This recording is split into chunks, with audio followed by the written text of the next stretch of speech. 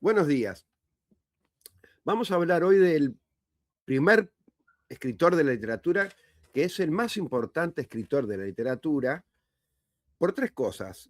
Porque es el que mejor escribe, porque es el que ha ocupado mayor espacio en la historia del hombre y que más ha enseñado al hombre, y por ser terapéutico el rol de su arte. Y nos referimos a Anónimo. Si la historia de la literatura fueran estas dos manos, toda ella es la literatura que ha escrito Anónimo, salvo este pedacito del dedo, el más chiquito del dedo izquierdo, un pedacito de uña. Eso sería la literatura escrita, porque la literatura primero fue oral. Lo prueba el hecho de que cuando leemos en un texto una frase que nos llena, que se hace nuestra, tendemos a leerla en voz alta y bueno, prueba definitiva es que la literatura escrita tendrá las primeras palabras escritas cuando mucho 10.000 años. Se escribían sobre arcilla, sobre tejido animal o vegetal, y estas primeras palabras escritas son bastante patéticas, generalmente refieren a, bueno, cuántas toneladas de trigo tenemos guardado, cuántos esclavos tenemos, cuánto tiempo podremos sobrevivir así, así. Pero aquellas palabras, aquella literatura escrita por Anónimo, llega a nosotros, es decir, son las obras más perfectas de literatura porque han sido perfeccionadas por miles y miles y miles de correctores por miles de años. ¿Por qué? Porque la literatura anónima funciona así. La literatura oral funciona así. Funciona de igual manera que funcionan los chistes que conocemos, que a vos te cuentan el chiste y vos cuando lo contás te vas a acordar de lo esencial. Y puede ser que le agregues un detalle al chiste, al cuento. El detalle que le agregues va a ser refrendado por la gente o va a ser rechazado por la gente, por el oído de la gente. Si el detalle que le agregas es una imagen falsa, una metáfora inadecuada, no va a quedar, por no ser sincera, no va a quedar en el oído de que escucha.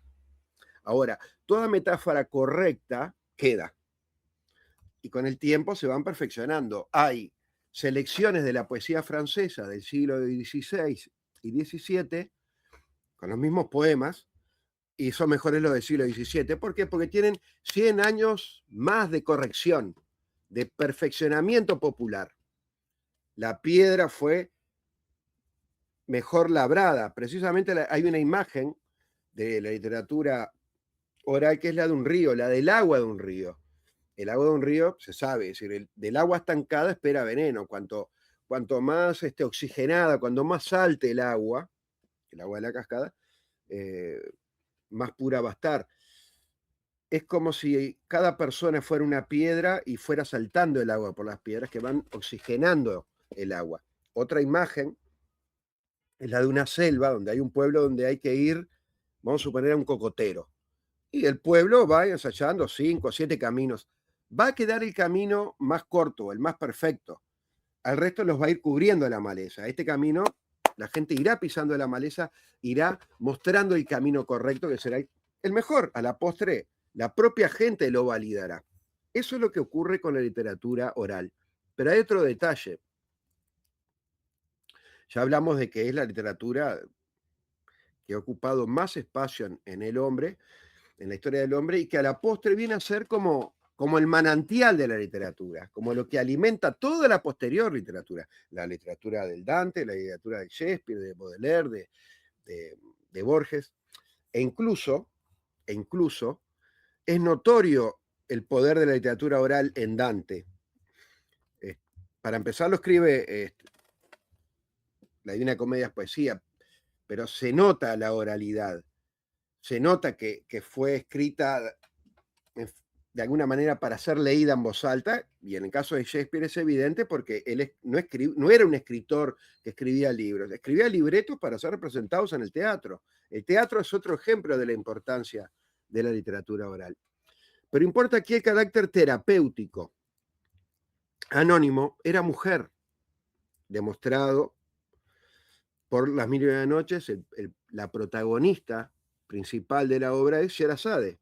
De esta manera, el pueblo árabe rinde culto a, a la mujer, a la importancia de la mujer en los inicios de la literatura, que quiere decir en la mayoría, en la mayor parte de la historia de la literatura, porque era la mujer la encargada de la transmisión de valores y de la educación del niño y de la educación sexual del niño, que esto es lo crucial, que esto es lo que falta en nuestra civilización. La educación sexual no me refiero a esa educación que te dan en el liceo, la verdadera educación sexual. Porque el hombre es el único animal que no vive en función de su instinto solamente. Ya ven, el gato, el perro, el caballo, los gorriones, viven según su instinto. El padre educa en ciertas cosas para cazar y demás, pero todo lo demás es instintivo. Nosotros limitamos la naturaleza, nuestra naturaleza, le ponemos leyes, que son prohibiciones, necesarias para la vida en común y para hacer todo esto que hemos hecho,